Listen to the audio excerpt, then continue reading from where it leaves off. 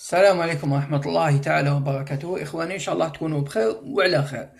راح دايما نعلقوا على القضية تاع بالماضي مع برحمة. كنت درت ان فيديو من قبل، هدرت باللي في غرفة تغيير الملابس كان حوايج ماهمش نورمال. هذه القضية تقريبا بدات ملي جا صادي رئيس الاتحادية الجزائرية لكرة القدم. كما نعرفوا بأن بالماضي ماهوش متفاهم مع الجماعة تاع صادي أو الصحافة اللي حكمها صادي، لأنه عنده عدة قنوات تهاجم بالماضي، وصفحات كثيرة محسوبة على استحادية بأنها كانت تهاجم بالماضي.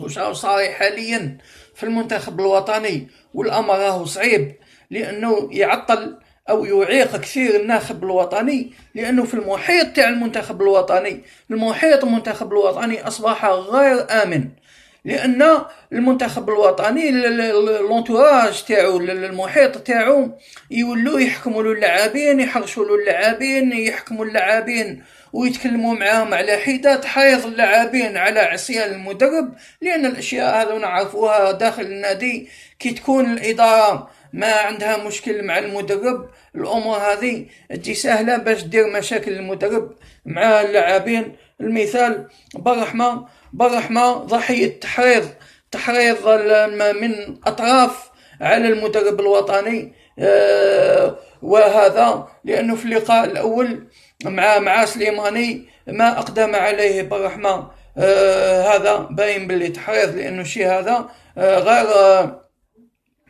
غير انضباطي. كذلك بعدها بأربع أيام زاد عاودها مع المدرب الوطني، وين كان ما حبش يخمس معاه وخرج الزعفان، لأنه برحمة كما نقولوا بالعربية بالدارجة هاو معمر على بالماضي. استعطير عمروه المحيط نتاعو. انت كي تولي مدرب انت راك هنايا ويحكموا لك اللاعبين اللي يخدموا معاك، ولا الاتحاديه ولا المسؤولين تاعك مسؤولين تاع اللاعبين ما همش هما اللي يخدموا لك اللاعبين. تحريض لو كانت هذه صارت من قبل مع ابراهيمي في قطر، لان جماعه حفيظ دراجي هما اللي داروا الانترفيو هذاك مع بالماضي، وين قال لهم ماشي قسامه هو سبب الاقصاء هو سبب بالماضي، وما ابراهيمي لعاب تاع بالماضي بيان سور.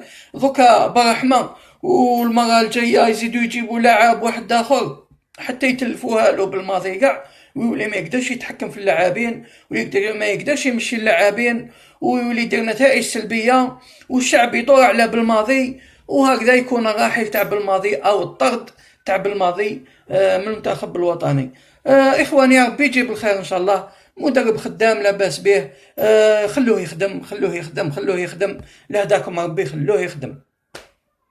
هذه هي اخواني، هذه رساله للمحيط تاع المنتخب الوطني والاتحاديه والسلطات العليا للدوله، خلونا بالماضي يخدم. لا حبيتوا ليكيب ناسيونال تكون مليحه.